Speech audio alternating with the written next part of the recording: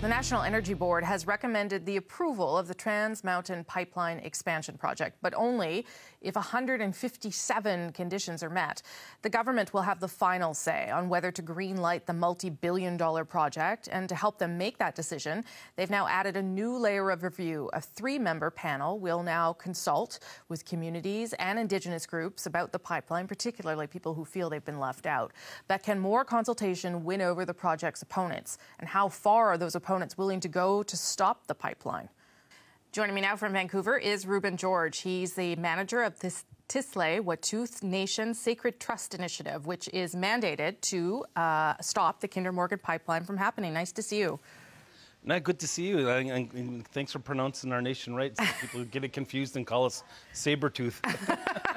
Well, that wouldn't be good. I have to practice something. So let's start with the big question. I mean, this is an expansion of a pipeline that already exists. So why is your nation opposed to the project? Well, we should ask them if. Well, there's multiple reasons why. Number one, it's killing people. You look at the United Nations Declaration on what they did, and this is the report they came out with was telling the truth of what happens, and then people are for sure dying up the Alberta tar sands. But you go along the route, along the way, there isn't a good track record. 2 months ago, Kinder Morgan had a spill in South Dakota, and too much risks that we could take. And they say it's for economics for Canada. That's not true. They say it's for jobs. That's not true. There's more jobs in green energy than there are in the fossil fuel industry right now. And if you look at countries that took green energy initiatives, and by the way, Portugal had 4 straight days of 100% green energy, no fossil fuel, and their economies are taking off. Okay, so let me push back a little bit, Rueben George. So you say it's killing people. How is it killing people? I went there myself, and I directly talked to people, and I talked to this one lady who asked me to share her story. Her and her children, they're under 5 years old, 2 of them, she showed me that she had these blisters all over her whole body, and she said this is how the cancer starts, which is brutal, and it's sad to see. And she said her kids were getting treated for cancer. She told us that the doctor told them not to bath their children for more than 2 minutes at a time or they would get sick, and that's what ended up happening. I was holding a water bottle, and she said that's the only way that we could use water is by what you're holding. All of our water is polluted. So, it's brutal that is happening, and, they can't drink, they can't bath. Even when they fish, they find cancer cysts the size of a golf ball, or even when they hunt, they find cancer cysts the size of a baseball. Where are the people that are primarily telling you these stories about what they're seeing?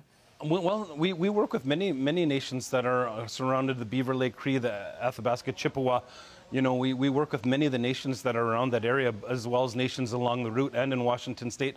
I was in Vancouver Island yesterday having a really great meeting with some chiefs that are willing to sign a treaty that we're, as Salish Sea people, are coming together to oppose this is what's happening. So I spoke to the president of Kinder Morgan Canada, Ian Anderson, last week, and I want to play a clip for you of what he had to say about your opposition to the project and then get you to react. Here's a little bit of Mr. Anderson. We'll continue to offer to meet with Tsleil-Waututh and their leadership. We'll continue to offer to talk about the project and its impacts. There isn't a project anywhere that's going to have unanimous support. We're going to have the vast majority of First Nations that are impacted by this project supporting. We do today. So Mr. Anderson also said that the majority of First Nations along the route do support the project. So what do you say to Kinder Morgan about some of your concerns? That's funny. We don't consult. It's certainly not our duty and responsibility to consult with Kinder Morgan or Ian Anderson. And that's what I said to Richard Kinder himself when I was down in Texas at their AGM, telling him that the project won't happen, that First Nations are winning 97% of our court cases on our own resource extraction. That's 170 court cases in the last few years. And I told them it's a house of cards that's ready to fall, and that we're going to do what it takes to stop it. And that's why and I told them this. That's why we're suing Canada for not consulting with us. I don't know who he's talking to, but I'm talking to people along the pipeline and having great support about coming together in solidarity. Except now the government has put in this new additional level of consultation, right, with this three-member panel that's going to consult over the next number of months. Will your nation and other nations, other First Nations that are concerned about this, will you take part in that review? Do you believe in that process? I think that's silly. You can't unscramble an egg, and that's the big mess that this National Energy Board created. You know, they hired Stephen Kelly, who put in 20% of Kinder Morgan's application to the NEB, and then you look at this new panel that's going to come up and try to fix the mess that the National Energy Board, what they created in 24 months, they're going to try to do it in 2 months. You know, I want to add more thing. A story that you guys broke today from Robson Fletcher. He said, you know, any long-term project such as these pipelines won't be good for Canadians because it says that in the report that was done by the federal government was saying that, you know, the change to renewable energy is going to happen too quick, and that foreseen projects like this aren't going to be good for us. And that's done. That was broken by you guys earlier today. So I was really happy to read that report. But those are things that we already knew. But that came from the federal government themselves. So there's nothing that Kinder Morgan or the process or the federal government could say to you to get you on board. There's no sort of condition that they could meet that would lead to your approval. Well, there's one pipeline they could make. That's for geothermal energies. That'd be good to have a pipeline to have some green energies made out of it.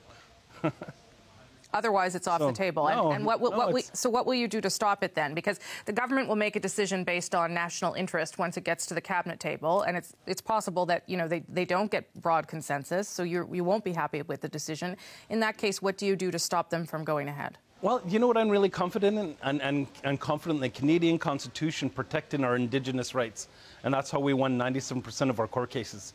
Like we said, we'll do what it takes in court to stop it, but we'll do what it takes, period, to stop it as well. You know, I have faith that now in Trudeau and in his word and his campaign promises to consult First Nations. Talking to the National Energy Board for 40 minutes isn't consultation. We did our own assessment. That's a 1,200-page document of the Kinder Morgan project. And we have expert scientists, world-renowned expert scientists that contributed to this, different law firms and 100 of our own people that created this assessment.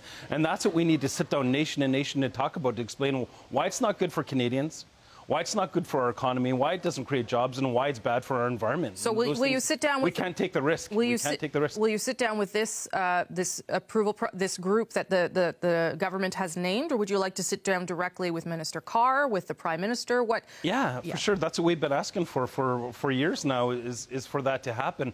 Sitting down and having a conversation with somebody isn't consultation. We need nation-to-nation consultation. Okay. And if it happens, you bring them to court to try and stop it, or what's the other option? You block it, I guess. We're already in court. Yeah. We're already waiting for one of our outcomes, but like we said, we'll do what it takes. Okay. Rueben George, good to get your perspective on this. Appreciate your time today, sir. Thanks. Thank you.